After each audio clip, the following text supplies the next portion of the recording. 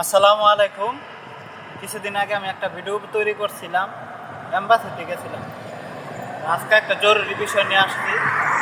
সেদিন কিন্তু অ্যাম্বাসিতে যাওয়ার সময় ট্যাক্সি থেকে একজন ইন্ডিয়ান লোকের সাথে দেখা হয় আমার, ওনার সাথে পরিচয় হয়। ওনাকে বললাম, ভাই আমার একটা কাজ দেন, আমার তো কাজ কাম পাইতেছি না, অনেক সমস্যার মধ্যে আছে চলাফেরা করতে।